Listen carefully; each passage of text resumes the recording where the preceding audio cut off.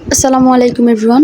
তো সবসময় তো আপনাদের সাথে কেক রিলেটেড কথাবার্তা শেয়ার করি, তো ভাবলাম যে আজকে একটু আ একটা তিতা সত্য কথা বলি। হয়তো এই কথাটা শোনার পর অনেকেই গায়ে লাগবে বা অনেকেই আমার পিছন পড়ে যাবে।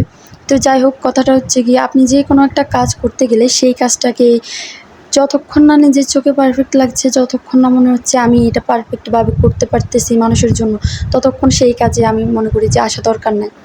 তো কিছু মানুষ দেখতেছি আশেপাশে একজন কেক সেল করতেছে, এটা দেখেই সে ভাবতেছে আল্লাহ এর তো অনেক বেশি সেল হচ্ছে, এ বোধহয় কেক সেল করে অনেক কিছু করে ফেলতেছে, আমিও কেক সেল করব।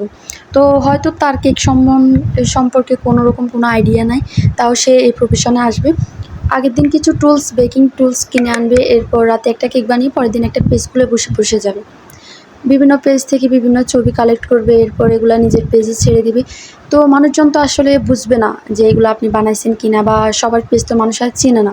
তো কিছু মানুষ আছে সেই কাস্টমার আর কি, ওনারা ওদের কাছে এই কেকগুলা পিকচার দিয়ে এগুলো অর্ডার করে। অর্ডার করার পর সে তাদের ভংচং-মাকড়ায় এই কেকগুলা বানিয়ে দেয়। আসলে বলি কি, একটা মানুষের একটা স্পেশাল ডে নষ্ট করার জন্য আপনাদের এরকম একটা কেকই যথেষ্ট। একটা মানুষ অনেক শখ করে তার স্পেশাল ডেটাকে আরও স্পেশাল করার জন্য আপনাদের থেকে কেক নেয়। বাট আপনারা যদি আপনাদের এই ভংচং মার্কা কেকগুলা দেন, তাহলে তাদের মনের অবস্থাটা কী হতে পারে ভেবে দেখছেন? আপনি কাস্টমারের জায়গায় নিজেকে রেখে একবার প্রশ্ন করবেন যে আমি হলে কি আসলে এই কেকটা কিনতাম? বা আমি হলে কি এই টাকা দিয়ে এই জিনিসগুলা কিনতাম? তো আপনি হয়তো ভাবতেছেন যে কেউ একজন ৮০০-৭০০ টাকায় সেল করতেছে, আমি ৫০০-৪০০ টাকায় সেল করলে মানুষ আমার কাছে কেক কিনবে, একদম হুমড়ি খেয়ে পড়বে আমার কেক কেনার জন্য। মানুষ যারা ১,০০০-২,০০০ টাকা দিয়ে কেক নিতে পারে, তারা ১০০-২০০ টাকার জন্য আপনার কাছে আসবে না। কেকের কোয়ালিটি ভালো হলে মানুষ এমনিতেই আসবে।